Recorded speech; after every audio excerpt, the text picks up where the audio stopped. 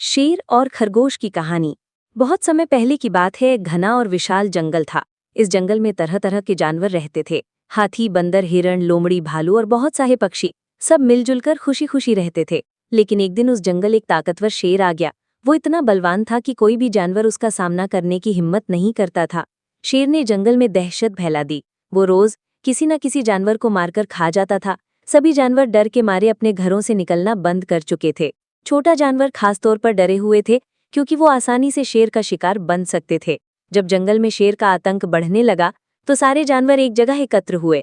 उन्होंने एक सभा बुलाई। उसमें हिरन, बंदर, लोमड़ी, हाथी और खरगोश भी आए। हाथी ने कहा, अगर ऐसा ही चला रहा तो हम सब एक एक करके मारे जाएंगे। लोमड़ी बोली, हमें मिलकर कोई उपाय सोचा होगा, नहीं तो ये शेर सबको खा जाएगा। बंदर ने सुझाव दिया, क्यों ना हम शेर के पास जाएं और उसे कहें कि हम हर दिन एक जानवर खुद उसके पास भेज देंगे ताकि वो बाकी जानवरों का शिकार ना करे। सभी जानवर थोड़ी देर सोच में पड़ गए। ये एक जोखिम भरा उपाय था, लेकिन फिलहाल इसके अलावा कोई रास्ता नहीं था। सबने सहमति जताई। अगले दिन जानवरों का एक दल शेर के पास गया। उन्होंने हाथ जोड़कर कहा कि जंगल के राजा, हम आपकी शक्ति और बल को जानते हैं। हम आपसे एक प्रस्ताव लेकर आए हैं। यदि आप हर दिन एक जानवर खाकर संतुष्ट हो जाएं, तो बाकी जानवरों को डर में जीना नहीं पड़ेगा। हम बारी बारी से हर दिन एक जानवर भेजेंगे। शेर थोड़ी देर सोता रहा, फिर बोला, ठीक है, लेकिन अगर किसी दिन कोई जानवर नहीं आया तो मैं दोबारा अपने हिसाब से शिकार करूंगा। सभी जानवर सहमति जताकर वहां से चले गए। इस तरह हर दिन एक एक जानवर शेर के पास भेजा जाने लगा।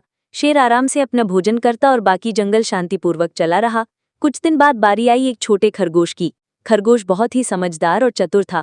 वो जानता था कि शेर के सामने जाकर सीधे मर जाना कोई समझदारी नहीं है। उसने सोच लिया कि वो कोई ना कोई उपाय जरूर निकलेगा। खरगोश ने जानबूझकर शेर के पास पहुंचने में बहुत देर कर दी। शेर गुस्से में बैठा था, भूख से तड़प रहा था। जैसे ही खरगोश वहां पहुंचा, शेर गरजकर बोला, इतनी देर क्यों हुई? मैं तुम्हें अभी मारकर खा जाऊंगा। खरगोश ने बहुत ही शांत स्वर में कहा, महाराज, कृपया मेरी बात सुनिए। मैं समय पर आ रहा था, लेकिन रास्ते में एक और शेर ने मुझे पकड़ लिया। उसने कहा कि वो इस जंगल का असली राजा है और वो भी आपसे लड़कर राजा बनना चाहता है। शेर को सुनते ही क्रोध आ गया। कौन है वो दूसरा शेर? शेर, मुझे अभी उसके पास ले चलो। खरगोश ने कहा, ठीक है महाराज, आप मेरे साथ चलिए। मैं उस शेर को एक गुफा में देखा था। खरगोश शेर को एक गहरी गुफा के पास ले गया जिसमें पानी भरा हुआ था। वो गुफा दरअसल एक बड़ी कुआं गुफा थी जिसके भीतर पानी का गड्ढा था। खरगोश ने शेर से कहा, वो शेर इसी गुफा में रहता है, आप झांक कर देखिए, वो यहीं छिपा है। जैसे ही शेर ने पानी में झांका, उसे अपनी ही परछाई दिखाई दी। उसे लगा कि सच में कोई और शेर उसे घूर रहा है। क्रोध में आकर शेर ने गर्जना की।